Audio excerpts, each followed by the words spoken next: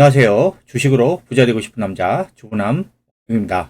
먼저 미국 증시 상황부터 살펴보고 가도록 하겠습니다.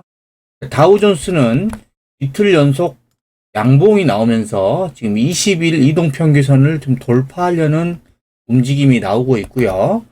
그럼 나스닥 같은 경우에는 다우보다 훨씬 강한 모습이죠. 이틀 연속 양봉을 뽑아내고 있고 지금 고점을 계속 높여가면서 올라가고 있습니다. 나스닥. 그리고 S&P 500도 지금 이틀 연속 양봉이 나왔고, 그리고 그동안 이 저항선으로 자리 잡았던 이 구간, 거의 4,100, 4,200, 이 구간을 지금 돌파하려는 움직임이 나오고 있습니다. 그래서 미국의 지금 3대 증시 중에서 지금 나스닥이 지금 제일 세게 올라가고 있고, 그 다음에 S&P 500, 그 다음에 다우존스가 지금 이제는 조금씩 방향을 틀고 있다라고 보시면 될 것 같고요. 자, 이 필라델피아 반도체 지수입니다. 필라델피아 반도체 지수가 지금 최근에 지금 급등으로 지금 올라서고 있어요. 그래서 오늘 어제 필라델피아 반도체 지수가 어제 3.16%나 급등을 하면서 오늘 이 반도체 종목들만 강하게 올라가는 하루였습니다. 자, 이 미국 증시가 이렇게 강하게 올라가는 이유는 자, 이 소식이 있었어요. 자, 5월 19일 오늘 새벽 4시 27분에 나왔는데 속보라 그래서 미국의 하원 의장, 공화당 의장이죠. 하원 의장이 뭐라 했냐면 국채 한도 협상은 다음 주까지 합의가 가능하다. 이 소식이 나오면서 지금 미국도 그렇고 그다음에 미국의 증시에 영향을 해서 우리나라 증시도 조금 괜찮은 흐름을 보여줬습니다. 제가 이 부채 한도 협상은 계속 타결이 될 것이다라고 여러분들께 말씀드렸습니다. 결국에는 시기의 문제이고 지금은 그냥 줄다리기 싸움하고 있다.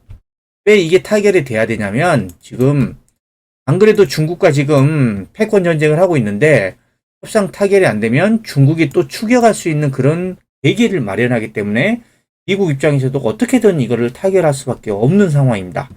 자, 이 미국 증시가 좋은 흐름을 보이면서 우리나라 증시도 보시면 코스피는 지금 0.89% 강하게 상승하면서 자, 어제 이후로 지금 21선을 훌쩍 넘어서 버렸고요. 그 다음에 코스닥 같은 경우에는 보시면 아직은 조금 조용합니다.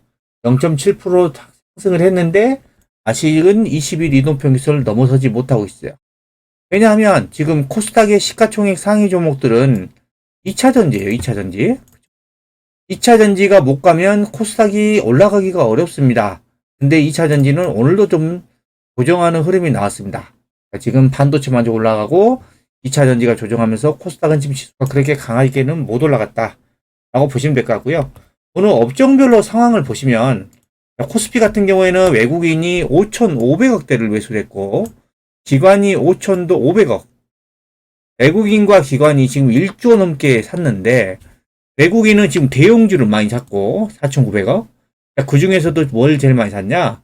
자, 보세요. 전기전자 6,500을 샀습니다. 뭐예요? IT죠. 결국에는 반도체 쪽이라는 겁니다. 그리고 기관 같은 경우에도 보시면 제일 많이 산 업종이 전기전자입니다. 외국인과 기관이 합쳐서 전기전자 업종에만 거의 9,500억을 썼어요. 그래서 오늘 삼성전자랑 SK하이닉스가 강하게 올라갔죠. 그리고 코스닥도 보시면요. 오늘 외국인이 843억을 샀고 기관이 1,000억 넘게 샀어요. 그 중에서 보면은 그 코스닥 IT 종합이 지금 둘 다 많이 샀죠. 그 다음에 IT 하드웨어 789억, 그 다음에 1221억. IT 하드웨어도 이것도 다 아디와 반도체 쪽이겠죠. 그 다음에 아래 보시면 반도체 외국인은 743억 샀고 기관은 1255억을 샀습니다. 자, 그래서 오늘은 지금 어제 필라델피아 반도체가 급등하면서 우리나라도 거의 반도체 종목들만 올라가는 그런 하루였다라고 보시면 됩니다. 시가총액 상위 종목도 그런 모습이에요.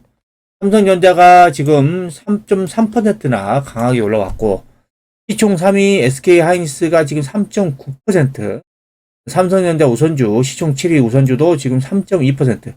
오늘은 좀 반도체만 올라가면서 지수를 땡겼다라고 보시면 될 것 같고 코스닥 같은 경우에는 제약바이오도 올라가고 반도체도 올라갔습니다.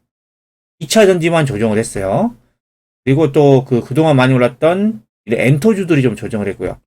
보시면 셀트리온 헬스케어가 2.9%, 셀트리온 제약이 3.8%, 그 다음에 알테오전이 7%. 이렇게 지금 제약바이오들이 좀 올랐고, 아래를 보시면 HPSP라는 반도체 장비 3%, 공진세미캠 반도체 소재죠. 14% 급등, 홀브랜드 반도체 소재죠. 7% 급등. 보시면 오늘 리누공업도 지금 반도체 쪽이죠. 제약바이오하고 반도체가 코스닥 지수를 끌어올렸다라고 보시면 됩니다. 종목들의 흐름을 보시면요. 자, 먼저 삼성전자가 오늘 갭 상승을 했고, 지금 3.3%나 강하게 올라갔습니다. 그리고 SK하이닉스 같은 경우는 오늘 3.9%나 급등하면서 그동안 좀 저항선으로 작용했던 올해 1월달, 2월달의 고점을 넘어서 버렸고요. 그 다음에 지금 장비주 중에서 주성 엔지니어링도 이제 8% 급등을 하고 있고, 그 다음에 하나마이크론도 오늘 이틀 연속 좀 급등을 하고 있고요. 그 다음에 하나머트리얼즈도 오늘 15% 급등, 심텍도 뭐 8% 정도 급등, 장비주 머니가이피스도 10% 정도 급등, 그 다음에 공진세미캠도 14% 급등, 리노공업도 6% 급등, HPSP도 지금 3%대 강세를 보였습니다. 자, 반도체는 어제 필라델피아 반도체 지수의 급등으로 인해서 시장의 영향을 받고 우리나라가 지금 오늘 강하게 올라갔다라고 보시면 됩니다. 여러분들이 이 반도체에 대해서 이렇게 시각을 이렇게 보셔야 됩니다. 자, 이 기사 볼게요. 자, 2분기에 이 D램 가격이 최대 18%나 하락할 수도 있대요. 2분기면 언제예요? 4월, 5월, 6월입니다. 지금 5월달이죠. 그러니까 지금 반도체 D램 가격의 하락은 여전히 지금 진행 중이다. 그러면 2분기 실적이 어떻게 나올 것 같아요? 거의 또 최악입니다. 안 좋아요. 그래서 이제 트렌드 포스 전망치도 보시면 그 반도체 D램 가격을 더 하향 조정을 해서 D램은 13에서 18% 빠질 것으로 예상했고 낸드 플래시는 8에서 13%가 하락할 것으로 예상을 하고 있습니다. 그래서 지금 D램과 이 낸드 플래시가 지금 삼성전자 같은 감산을 하고는 있지만 수요 위축을 따라가지 못하고 있습니다. 그래서 평균 판매 단가 이 ASP도 지금 2분기에 추가적으로 하락할 것이다. 반도체는 또 2분기에 실적이 안 좋을 수밖에 없는 상황입니다. 그래서 지금 D램과 낸드 플래시의 전망치, 원래 지금 전망치는 D램 같은 경우에는 DDR4는 8에서 13%가 다운될 것으로 봤는데 지금 최신 버전으로 보면 15에서 20% 더 하락을 예상을 하고 있고, 그 다음에 DDR5 같은 경우에는 10에서 15% 하락할 것으로 예상인데 최근에 보면은 3에서 18%더 떨어질 것으로 예상을 하고 있어요. 그리고 보시면 모바일 D램 쪽도 보시면 원래는 10에서 15% 떨어질 것으로 예상했는데 지금 수정된 게 3에서 18% 떨어질 것으로 예상하고 있습니다. 그래서 토탈 D램의 가격 전망치를 보시면 원래 전망치는 10에서 15인데 지금 3에서 18로 지금 하락폭이 더 커질 것으로 예상을 하고 있습니다. 그리고 낸드 같은 경우에도 토탈로 보시면 원래는 5에서 10% 정도 하락할 것으로 예상했는데 지금 8에서 14%로 하락폭을 더 키울 것으로 예상이 되고 있습니다. 지금 우리나라의 주력 반도체는 D램과 낸드 플래시죠. 근데 이 가격 하락이 2분기에도 계속 이어지고 2분기 실적 전망치가 좋을 수밖에 없는 상황이다 라는 거고요. 그 다음에 5월 18일 어제 나온 기사인데요. 시진핑 주석이 밀어주니까 지금 중국의 반도체가 삼성과 맞먹는네, 이런 기사가 나왔습니다. 양쯔 메모리 테크놀로지라는 업체, 이 반도체 업체가 지금 선두권 수준으로 지금 기술이 점프했다는 그런 분석이 나오고 있고요. 그 이유는 뭐예요? 중국 정부가 엄청나게 지금 지원하면서 양쯔 메모리 테크놀로지가 수혜를 받고 있는 겁니다. 업체별로 주력 양산 낸드 플래시를 보면 중국의 이 YMTC가, 그다음에 미국의 마이크론이 지금 232단을 각각 양산하고 있다라고 얘기하고 있는데, 지금 그리고 삼성과 SK하이닉스는 176단을 지금 양산을 하고 있습니다. 자, 이게 보면 이런 내용들을 보시면요. 최근에 이제 수원 컨벤션 센터에서 지금 국제 반도체 장비 재료 협회 개최한 SMC 코리아, 여기에서 이제 최정동 테크인사이츠 박사는 뭐라 그랬냐면, 불과 몇 년 전만 해도 도시바와 삼성전자가 메모리 기술의 선두주자였는데, 삼성전자에서 들으면 기분 나쁠 수 있지만 이제 기술 측면에서 중국의 YMTC하고 마이크론이 지금은 선두권에 올랐다라고 이야기를 하고 있습니다. 지금 삼성전자하고 SK하이닉스가 선두권이 아니라 중국의 YMTC와 마이크론이, 미국의 마이크론이 지금 선두권이라고 지금 얘기를 하고 있죠. 실제로 지금 이 중국의 YMTC의 제품을 분석해 보면 하이브리드 본딩 성숙도가 상당히 앞섰다고 합니다. 지금 기술력이 많이 올라왔다는 겁니다. 기술력을 지금 선도하고 있다라고 이렇게 분석을 하고 있고요. 근데 이제 장기적인 관점에서 보면 미국이 계속 중국의 반도체를 제재를 하고 있습니다. 그래서 지금 장비도 지금 반입 못하게 제재하고 있고, 소재도 지금 못 들어가게 제재를 하고 있습니다. 그러면 결국에는 고난이도, 고정밀도의 반도체는 생산을 할 수 없겠죠.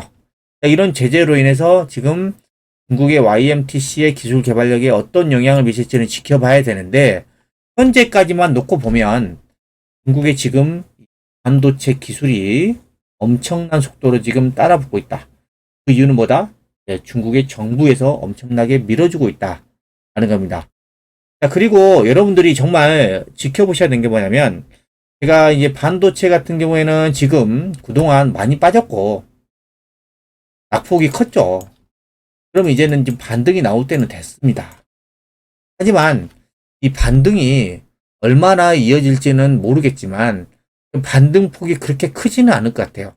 왜냐하면 지금 세계 경제 흐름, 그리고 미국하고 중국하고 이 패권 전쟁으로 인해서 반도체가 상당히 지금 어려운 국면에 처해 있기 때문입니다.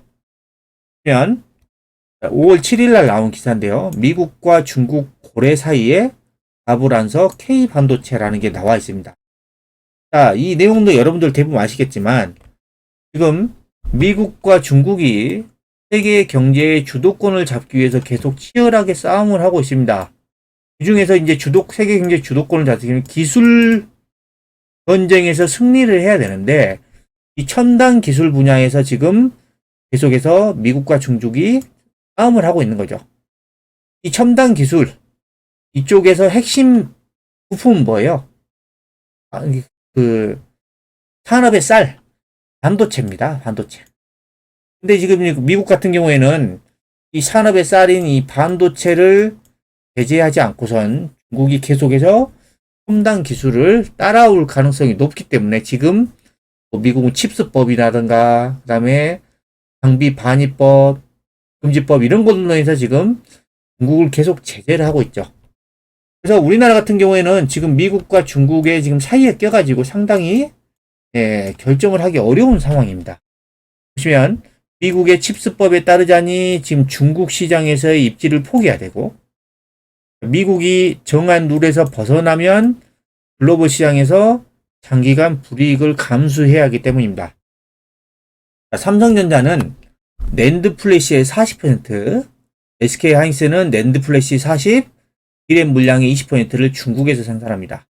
그러니까 우리나라에서 지금 삼성전자하고 SK하이닉스가 중국의 반도체에 40%를 수출하고요. 중국에서 전체 반도체의 40%를 생산을 하고 있어요. 근데 중국을 제재를 한다면 삼성전자하고 SK하이닉스가 타격을 받을 수밖에 없는 상황입니다. 그래서 지금 중국 공장의 투자가 축소가 되고 증설이 안 되면 우리나라 삼성전자하고 SK하이닉스에는 타격이 될 수밖에 없어요. 네, 중국에서 지금 전체 반도체 물량의 40%를 지금 생산하고 있는데, 여기에 지금 이제 공장이 축소되거나 장비 반입이 안 된다고 하면 타격일 수밖에 없죠.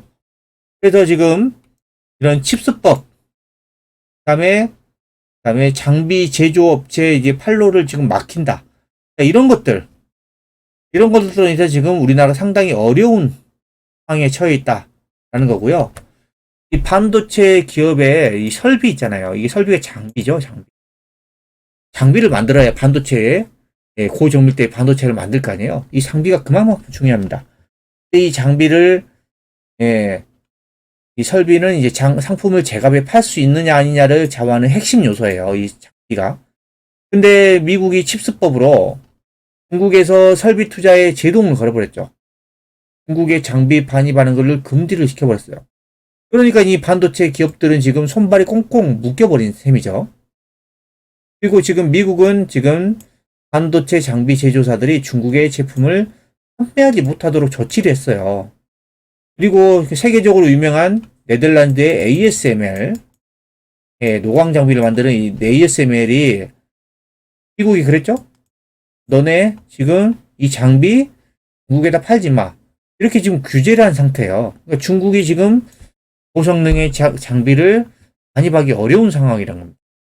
그래서 지금 우리나라 같은 경우에는 반도체 시장에 지금 칩스법도 그렇고 장비 판매 금지법도 그랬고 중국을 향해서 미국이 지금 규제가 엄청나게 하고 있는 상황이라는 거죠.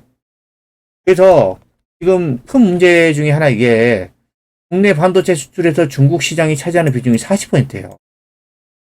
중국에서 생산이 40%고 중국에 수출하는 게 40%라는 겁니다. 근데 만약에 중국이 이렇게 계속 제재를 하게 되면 우리나라의 반도체 산업은 어려울 수밖에 없습니다. 그래서 제가 여러분들에게 이 반도체 산업에 대해서는 상당히 어렵다. 미국하고 중국과의 패권 전쟁이 끝나지 않는 한 반도체 산업은 중간에 샌드위치 상황이라서 어려운 상황이다 라고 계속 말씀을 드리는 거예요. 근데 여러분들이 지금 보시면 지금 이 반도체들은 오늘 좀 올랐고 에코프로는 오늘 또 5.8%나 빠졌고 포스코홀딩스도 오늘 2.28% 빠졌고 포스코 퓨처엠도 오늘 2.2% 빠졌고 LNF는 오늘 6%나 또 빠졌고 에코프로비엠도 지금 2.1%나 빠졌어요. 근데 제가 여러분들에게 계속해서 2차전지 종목들을 주목을 해야 된다고 계속 말씀드린 이유가 있어요. 자, 여기 보세요. 5월 17일 날 나온 기사입니다. 정부에서 발표를 했는데 K배터리 3사, LG에너지솔루션, SK온, 삼성 SDI의 수주액이 지금 천조 시대라고 합니다. 천조 시대. 반도체는 이렇게 어려운데 배터리는 수주액만 보더라도 지금 천조라고 합니다. 천조. 작년에 775조를 찍었고 올해 천조를 돌파했다고 합니다. 어마어마한 수가 지금 늘어나고 있어요. 그래서 여러분들은 2차 전지를 절대 포기하시면 안 돼요. 2차 전지는 지금 실적이 받쳐주고 있고 엄청난 고성장을 하고 있고 미국이 우리나라를 밀어주고 있습니다. 반도체는 지금 미국이 제재를 하고 있는 상황인데 중국 때문에 배터리 쪽은 미국이 우리나라를 밀어주고 있어요. 고성장이고 이 2차 전지 쪽이 명품 주식이라는 겁니다. 최근에 조금 한 달 넘게 지금 조정을 하고 있어요. 공매도 세력들이 지금 작정을 하고 2차 전지 종목들을 계속 찍어 누르는 것 같아요. 근데 이렇게 찍어 누르다가 어느 순간 이 주가가 튀어오르면 공매도 세력들이 쇼커버링이 일어나고 순식간에 또 급등을 할 수가 있습니다. 저는 다음 주 정도 되면 2차 전지 종목들의 뭔가 흐름이 좀 조정해서 뭔가 다시 상승으로 변환하는 그런 흐름이 나올 것으로 지금 예상이 되고 있습니다. 오늘까지는 지금 주가 흐름을 보면 그냥 많이 찍어 누르는 느낌이에요. 여러분들이 보셔야 될 거는 이 인플레이션 감축법에 따라서 수혜예요. 중국은 악재입니다. 중국은 악재. 중국의 CATL이나 BYD가 미국에 못 들어가요. 근데 우리나라 지금 LG에너지솔루션과 SK온, 삼성 SDI는 지금 공장을 증설하고 합작 공장 짓고 엄청나게 지금 수혜를 보고 있다니까요. 미국 시장이 전기차 시장이 이제 거의 매년 30% 이상씩 고성장입니다. 우리나라 지금 배터리 업체들이 수혜를 받을 수 없어요. 배터리 업체들이 이렇게 수주를 하면 양극재, 음극재, 분리막, 전액 다 좋을 수밖에 없겠죠. 이런 상황의 흐름들을 여러분들이 아셔야 됩니다. 지금 LG 에너지 솔루션 같은 경우는 올해 초 실적 설명에서 385조의 수주 잔액. 어마어마한 돈입니다. 385조. 확정된 수주라는 겁니다. 확정된 수주. SK오는 그 다음으로 300조. 약. LG 에너지 솔루션 다음으로 엄청나게 많은 수주를 해놨어요. 삼성 SDI는 100조 대외의 수주를 올려놨습니다. 어마어마한 수주 잔고가 있다라는 거예요. 이 같은 수주액은 2030년까지 한국 배터리 기업이 공장을 다 돌려도 소화하지 못할 모양입니다. 그만큼 지금 어마어마한 물량을 K 배터리가 지금 수주한 상태라는 겁니다. 근데 이게 여기서 끝이냐? 앞으로도 계속해서 가 이어질 가능성이 매우 높다라는 겁니다. 왜냐하면 보세요. 어제도 말씀드렸죠. 배터리 아저씨 박순영 이사님 뭐라 했냐면 중국에서 집중하는 이 LFP 배터리 이거는 저가죠. 저가 배터리입니다. 주행거리도 엄청 낮고 그런데 이 LFP 배터리가 우리나라에서 주력을 하는 이 NCM 배터리 니켈, 코발트, 망간 이 배터리를 따라올 수 없다. 기술력에서는 아직은 따라올 수 없다라고 이야기를 하고 있어요.